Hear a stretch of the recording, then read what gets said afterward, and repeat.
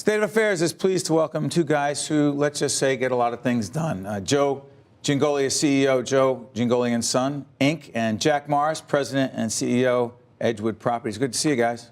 Good to see you. Good morning. Are you guys involved in a little bit of a project down in Atlantic City? It's the Hard Rock Hotel and Casino, yeah? Yeah, you know, I think we're about to get into something. How would you describe it? It's really amazing. The rebirth of Atlantic City is happening, and we're proud to be part of it. Talk about this, Joe, because I wrote an article for New Jersey Monthly, if you want to check it out, and we were finding out about what was going on, excuse me, on the rebirth of Atlantic City, and you guys are part of it. I was struck by the level of energy and enthusiasm down there. How much of it is actually real versus hype? It's happening. The Hard Rock Casino and Hotel coming to Atlantic City. The new South Jersey Industries headquarters. Right. Stockton with a city campus. I think this is a great time to be in Atlantic City. I know it's a great time for us to have made an investment and have a partner like the Hard Rock. It's a lot of fun. It's really exciting, and it's happening really quickly, and we're having a lot of fun with it. Jack, you and Joe have developed all kinds of projects all over the state, really in the nation. Was there any part of you that said, hey, AC, it's a big risk? We knew it was a big risk, but we knew that there was a big opportunity. Atlantic City is a great place, iconic place, has been for many, many years, and it just needed somebody to pay attention to it. And with the state stepping in, taking a position that they did, having great partners like Hard Rock, we thought we can make a difference. Just to come in there with a small amount of horsepower wouldn't have changed anything. But the large amount of horsepower we came up with, Hard Rock, we're making a change, and you see it already. Let's talk about the hiring, because one of the things I'm fascinated by is the commitment that both of you have had to hiring folks from the community and everything that it takes to do that. Joe, talk about that. You know, it just makes a lot of sense. You hire the people that live in the communities that your businesses are. It gives you a great footprint. How do you do that? Well, for us, a lot of people say it, but you do it. How do you do it?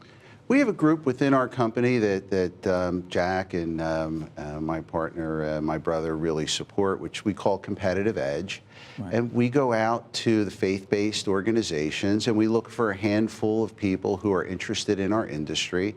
And then we run a 12-week pre-apprenticeship class, knowing that we have full support from organized labor and the building trades to bring them in as apprentices once they go through our pre-apprentice class. And it's just, you know, it's great for me to have the partners that I do that support programs like this. And now with the Hard Rock, it gives us so much of a bigger footprint, you know, market presence where we're able to do a lot more, and we're doing it in a short period of time.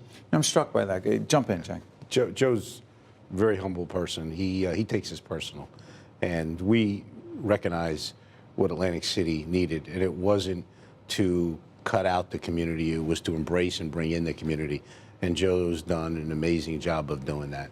It really has. By the way, can I clarify something? There's no hard, we're talking about the Hard Rock, no hard opening. It's summer of 18, can we say that? Look at you looking at me like that. We could say summer of 18. It's summer of 18. How much, for those of us who don't work with our hands, how much pressure is it for your guys and women working on the job every day? A lot of pressure. It's a lot of pressure, but pressure's good. And it's just amazing. We can't wait to announce it, because I think it's going to be one of the biggest announcements in a long time. And a lot of exciting things that we're going to have going on. And we're on schedule. We're on schedule. The other thing I want to talk about is, in fact, community investment, reinvestment. We should also let people know that you, in fact, are the chairman of the board of RWJ Barnabas Health as we speak right now. Thank you. Which happens to be a major supporter of NJTV News and public broadcasting, including what we do. That's just a piece, though. What I'm saying by that is giving back is something that both of you are committed to.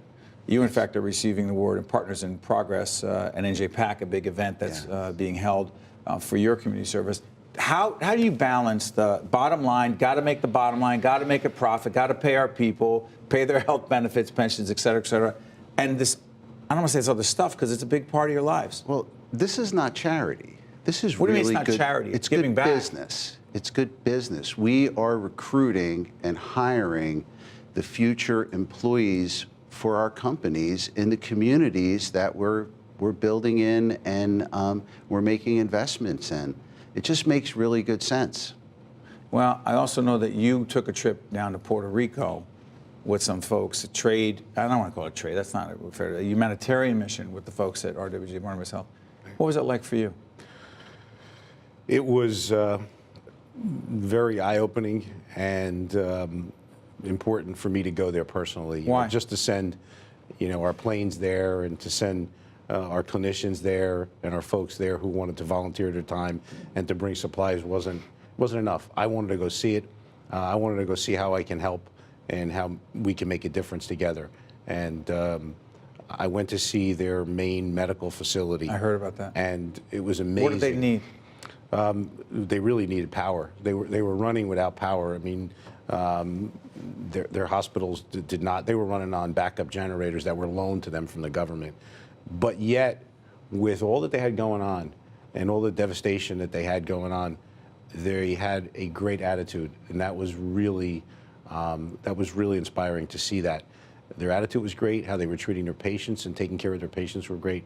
And you come back and you learn that with all what we have, and what they don't have, they're able to do what they're able to do, and so it just tells us what we can do. And that's, I brought that back with me, and I brought that to our folks and said, look what we have.